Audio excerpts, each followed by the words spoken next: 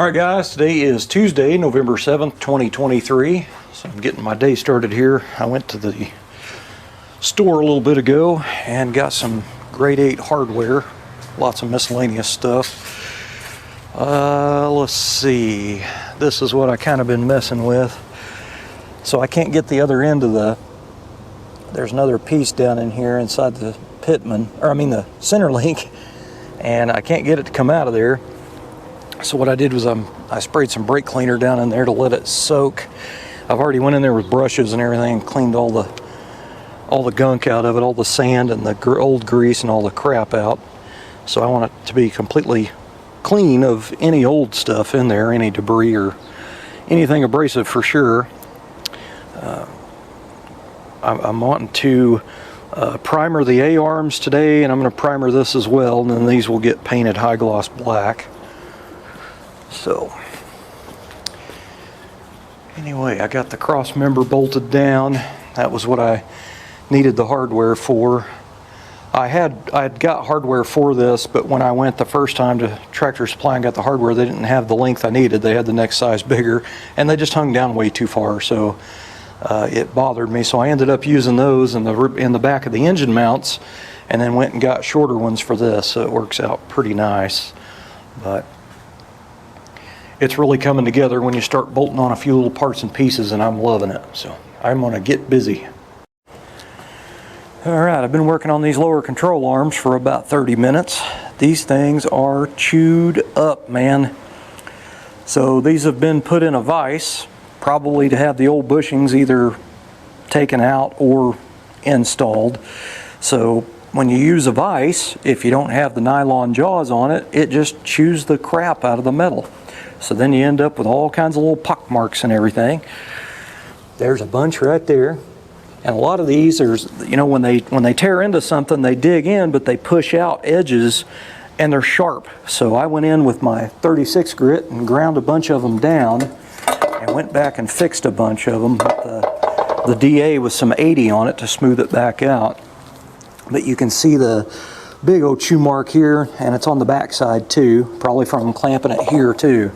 So these are Steve's originals from his car, and that set there came from my car, and they haven't been put in a vise, thankfully. But so I'm pretty much having to do a bunch of cleanup work here. They don't have to be perfect, you know what I mean, but some of the edge of an A-arm shows when you're looking under the hood of the car. So this will bolt on right there, so you're going to see at least that much of it, and the A-arm will be down, so you'll see a little bit more down that edge right there. So it kind of sucks. And again, I'm not trying to make them absolutely perfectly straight or nothing, but just trying to clean up, the best I can. If there's any raised high spots from marks in them, it can cause a run when I go to paint them, because I'll be hanging them up to paint. So it's just kind of turned into a big mess, but I'll get it. So I'm assuming this is a epoxy primer, because it's really tough to blast. I couldn't get this to blast off, so I blasted the hard to reach areas. I went through a lot of media trying to do that. So I'm basically feather edging them to clean them up, but man, I'm wanting to primer these today, but it's already pretty late in the afternoon. I got the pieces put in from the idler arm bearing kit put in here. So I basically laid it on that bit thick piece of steel pipe there, tubing, and I used the handle from my race driver set, because that fits down in there pretty good, and that way you can kind of hammer it. Now if you're going to do these on your car, you have to put these in, and what I like to do is take a burr bit on my die grinder and kind of 45 degree the edge a little bit, and then I run a barrel sander, just a cheap one. I run it down in there just a little bit, and all I'm doing is trying to clean off all the rust and the crud and that stuff. But anyway, it does take quite a bit of effort to get these drove in there, so anyway, it's a good idea to put something flat on these when you're hammering them, because if you hammer on just that, it can, you know, nick that metal up, so be aware of that. But you basically run it in until that it's knurled around them. There's two pieces and they both go in, and then that rib piece goes up because the bearing goes over that. The bearing rides on this. But anyway, you have to sink that part of it flush. So anyway, I got that all put in.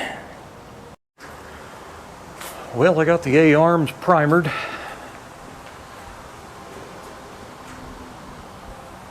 They look pretty good. They got 2 full wet coats on them. So, and the center link as well.